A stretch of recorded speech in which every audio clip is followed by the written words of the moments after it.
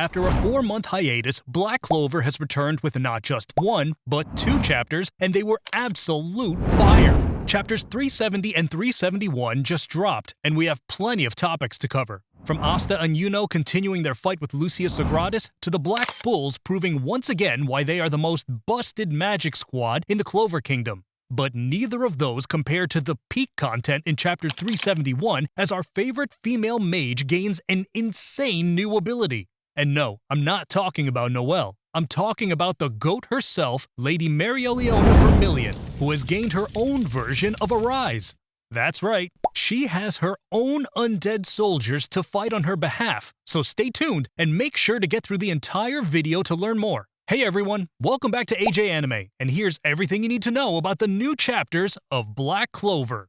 Chapter 370 is titled Demolition Charge, and on the cover page we get Asta and the gang enjoying a casino night, letting us know that they are about to cook in this chapter. This chapter starts with Asta and taking down all of the angels around Lucius's clones. These panels remind us of how cold our favorite duo is, as Asta is in his full Devil Union mode and is still in his full Spirit Dive form, working together to save the kingdom and bring down the real Lucius. We then see the Clover Kingdom start to crumble from the gravity magic being produced from the clones of Lucius as gazes upon the destruction and wonders what Lucius is up to. We catch the king of the Clover Kingdom losing his mind as his chambers seem to rise up in the air, and we also get Sister Teresa trying to get the kids from the orphanage to safety, as well as Klaus and other magic knights helping in their own way as well. Now, I don't know about you guys, but I wouldn't be mad at all if the king gets crushed during this fight. We all know he's just a figurehead anyways.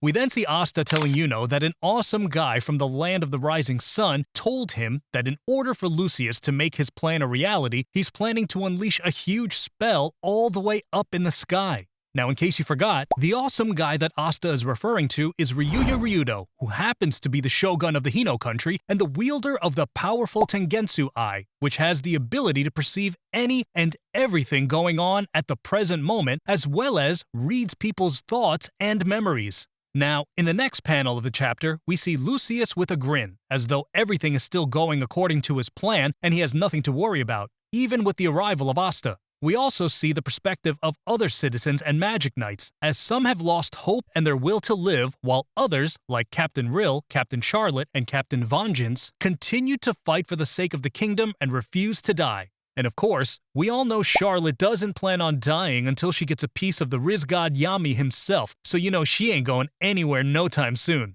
Moving on, we see a panel of Ryuya as he explains how Lucius sees and Asta as a threat, and they are the only ones capable of defeating him thanks to Asta's anti-magic and Devil Union, as well as Yuno's star and wind magic. As the two make their way towards the real Lucius, his clones begin attacking them, attempting to drive the pair back as they proclaim that they have no intentions of letting them pass. But this is shown in manga, and when you see the main character smiling with the confidence that Asta showed, it's about to go down. At that moment, a portal opened up, revealing the Black Bulls in their anti-magic drip. I mean, look at the panel of Zora. This man looks like an absolute menace as he got the best pose on the page. Along with Zora, we see Finral and Nero along with Charmy's Black Sheep as they appear in front of the Lucius clones, telling Asta and to go on ahead. Meanwhile, in other areas of the kingdom, the Black Bulls pop up to help those in need. We see Gauche holding his sister using his mirrors to surround Lucius in front of Rill, but thanks to Asta's anti-magic, the mirrors are black, so he's about to mop the floor with the Lucius clone in front of him.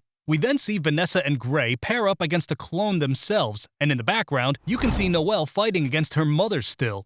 Now, it would have been great to see her reaction when Asta arrived on the battlefield, because we know how she gets around her future husband, and to be honest, I don't know if Noelle has even realized that Asta is alive at this point, but it would have been nice to see a little more from her in this chapter.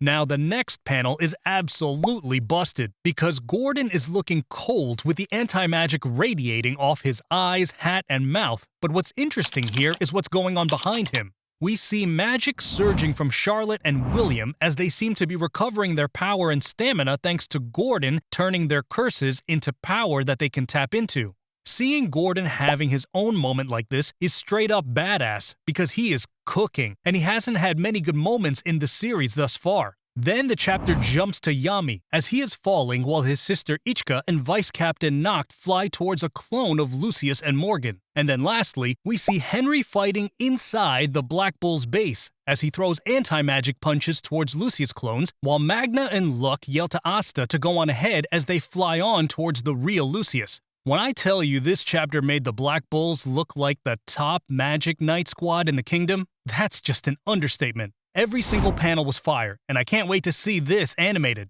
And that's the end of chapter 370. Now before we go on to chapter 371, make sure to like this video, subscribe to the channel, and let us know how you felt about this chapter in the comments below. Now chapter 370 was definitely a 10 out of 10, but chapter 371 was different. Indestructible Souls. This chapter focuses on Mereoleona and the remainder of the Crimson Lions as they are destroyed by Moris's enhanced modification magic. As Mereoleona closes in to attack him, Moris uses his Earth magic, March of the Holy Fools spell, to summon Earth-like minions to fight on his behalf. Now, I can't lie. If I was summoned by a spell that called me a fool, I might have to let you catch them hands by yourself, because the disrespect is just crazy. Anyway, the Holy Fools try to attack Mereoleona but are turned to ash. Unfortunately, the minions have the ability to regenerate, making them an army of the undead. Moris begins to think back on his past after calling Mereoleona's fallen subordinates incompetent for their sacrifices to achieve her goals. In a flashback, we see him in a lab, performing an experiment with a horde of bodies behind him as he has no regard for human life whatsoever. He claims that people who preach ethics rot away without achieving their goals and are better off being used for his experiments and serving as fuel for new magic, even though none of his experiments achieved his goal of overcoming the world's natural laws. He then goes on to say how Lucius, who he calls God, chose him and granted him magic capable of using his knowledge and abilities to destroy and create. As the Holy Fools reach her, Mereoleona's body begins to crumble, and her flames begin to die down as she is reaching her limit. This takes us to a flashback of hers, and, in good old shonen fashion, we know a flashback either means a character is about to die or gain an insane power-up. Mereoleona thinks back on her younger days as nobody could keep up with her strength, as she made even the average magic knight seem like fodder even before receiving her grimoire. She thought it was fine if nobody even tried to keep up, and that's when she decided to put herself in harsh, strong magic regions to get stronger, fighting and overcoming the monsters to test the wall of her limits, which is displayed by her climbing up a wall. She realized that she did all she could do on her own as she almost was able to reach the top, but realized she can't do it alone. Coming back to the present, as she is falling down, multiple hands begin reaching out to help her back up, and she thinks about her loyal squad members who, even though they knew they would never be as strong as her, always tried their best to match her strength and efforts. In that moment, her brother and captain of the Crimson Lions, Lord Fugolion, appeared beside her, burning away Moris's army and even some of the angels in one attack with the fire spirit salamander, as other mages looked on in awe. And after this moment is when the real cooking begins. Seeing her younger brother gives Mereoleona another wind as she smirks, and in a series of insane panels, she says that she wasn't waiting on anyone and that she is constantly surpassing her limits. In the same moment, she begins to glow fiercer and unlocks a new spell in her grimoire as the ground breaks around her, unleashing waves of fire that begin to take shape. And with Fugolion and Moris looking on in utter shock, we get the coldest panel out of the entire chapter, including chapter 370. With her new spell, Ultimate Flame Magic, Excelicitus Leonum, she summons all of her fallen comrades as fiery soldiers, with her body back intact with seemingly no damage. I mean, guys, just look at how dope this panel looks. I don't know if it looks more like Jinwoo summoning his shadow army in solo leveling, or Yamamoto using the East ability of his Bankai to summon his fallen army in Bleach. But either way, this panel is up there with them. Let me know in the comments below which panel you think is better between the three. Now on the next page, we see Moris puzzled about the spell she used, and some of the reborn mages question how they are alive, to which Mereoleona says one of the coldest lines in all of anime. Don't think dying means you can take it easy. Even if you die, follow me, you fools. I mean, this is literally peak fiction going on, and Tabata did not disappoint with these chapters. After the squad shouts in unison, they begin to attack Moris's army, using their spells cladded in Mereoleona's flames. I mean, it's one thing for her to bring back her subordinates' soul from the dead, but it's another to give each of them a flame power-up as well.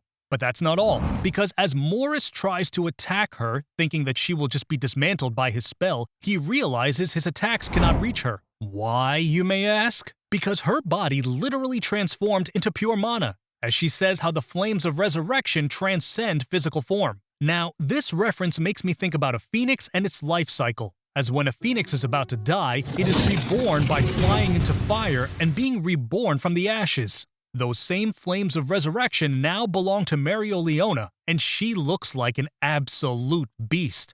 Moris is shocked as he screams that no human could ever reach a realm that surpasses the natural laws, to which she reminds him of a lesson she learned from her squad mates. As she pummels away at Moris, his regeneration can't keep up with her barrage, and as he mentions how he was chosen by God, she boldly states that she doesn't care about his God, and thanks him for being fuel for their evolution, which she couldn't ask for more in that situation. And in the last panel, we see Moris break apart as he is turned into ashes. And with that, the chapter ends, and that's it for the 2 newest chapters of Black Clover. If Tabata plans to cook like this every time, I don't mind waiting a few months for new releases. But what do you think? And as always, if you enjoyed this review, make sure to smash that like button, subscribe to the channel, and turn on the notification bell so you never miss an upload. If you have any other topics you'd like us to cover, let us know below. Until next time, see ya!